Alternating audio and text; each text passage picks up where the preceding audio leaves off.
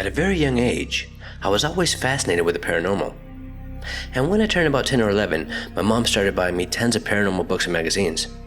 And there was one picture within one of these books that really stood out amongst the rest. And that was this one right here. At the time, I thought that this was a real photo. I didn't know it was just a sketch. And I was fascinated with this monster, and I just couldn't stop thinking about it.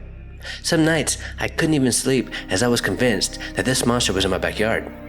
Although I was scared to death, I was also very excited, making me fall in love with the paranormal and the unknown world at a very early age.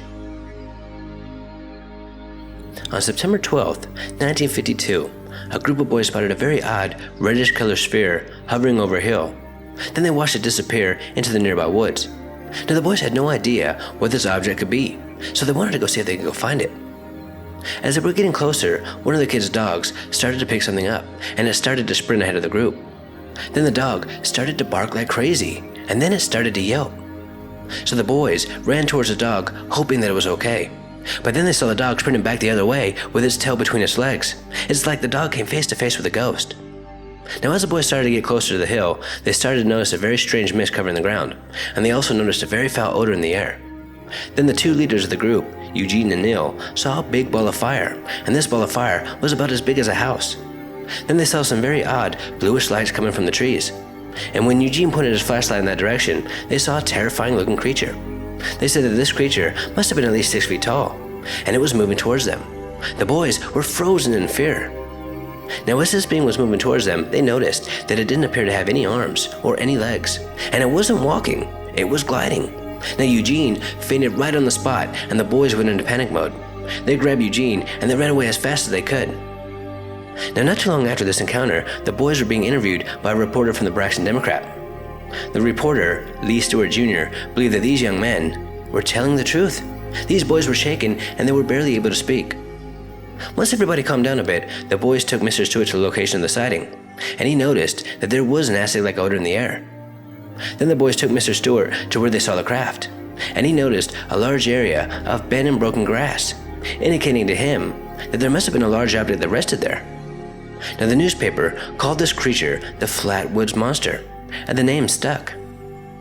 Now after this publication, a woman named Bailey Frame came forward and said that she too saw a very bright, fiery object circling over that exact area. Then another woman came forward and said that she and her mother also saw this creature, and the woman was so terrified that she was hospitalized. Now years later, a writer named John KEEL interviewed another couple who claimed to have seen this being. The next day following the boys' encounter, and about 50 miles away, the couple's car had stalled, and while they were sitting in their car, they saw a huge creature coming towards them. As it was approaching, it suddenly changed direction and went back into the woods. Now the terrified couple told John that it must have been at least 10 feet tall, and their description of this monster was very similar to that of the boys. And just moments after they saw this creature, they witnessed a very bright, glowing sphere rise from the trees and fly away. Now because so many people have come forward over the years claiming to have seen this being, makes the Flatwoods Monster mystery a very amazing and a very famous sighting. And although it's believed to be more of an alien being than an earthbound monster, I still wanted this sighting in my monster series because of the impact it has had on my life, and I've always considered this creature to be a monster. The first reported sighting of the Michigan Dogman happened in 1887 in Wexford County when two lumberjacks told the townsfolk that they had come face to face with a creature that had a man's body and a dog's head. Then in 1938 in Paris, Michigan, Robert Fortney was attacked by 5 wild dogs, but one of these dogs was able to walk on 2 legs and it moved just like a man. Then in 1987, a disc jockey named Steve Cook recorded a song titled The Legend, and this song was about Michigan Dogman sightings. Now Steve made this song as an April Fool's Day joke, but I do believe the stories within the song are based on actual encounters. But after this song was released, it became a huge hit, and the radio station got bombarded with callers claiming that they too had come face to face with the Michigan Dogman. Now one of the most famous sightings of the Michigan Dogman happened in 1961. A night watchman was doing his rounds patrolling a manufacturing plant when all of a sudden he saw a very strange creature. At first he thought it was a man, but as he got closer he realized that whatever this was had the face of a dog. The terrified night watchman took out his gun, but before he opened fire he realized that he had his camera on him, and instead of shooting the creature, he decided to take its picture. And this photo still remains unsolved to this very day.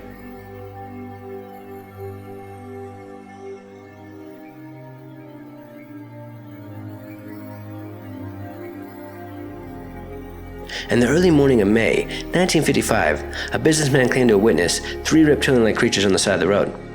At first, the man couldn't make out what he was actually seeing, so he slowly pulled his car to the side of the curb to get a better look. And he was able to observe these creatures for about 3 minutes.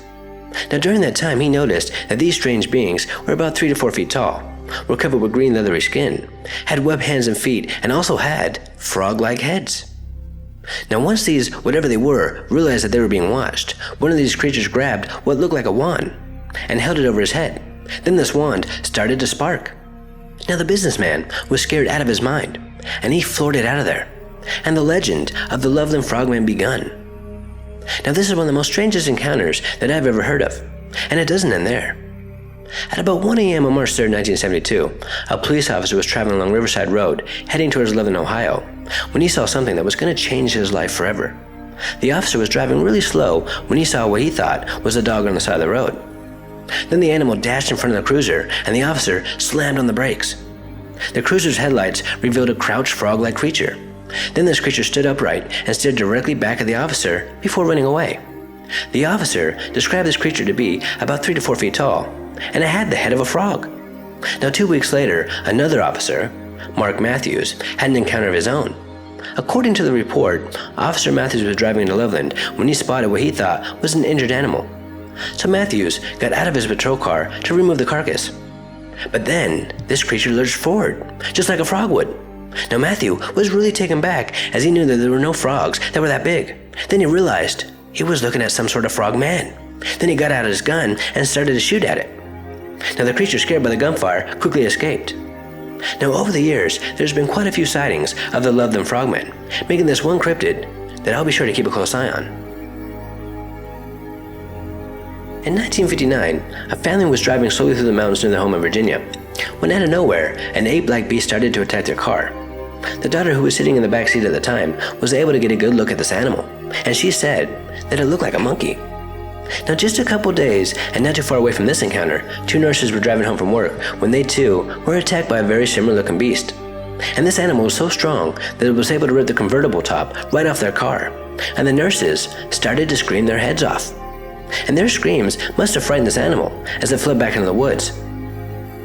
There's also a very famous encounter that happened in 1973 in Kentucky.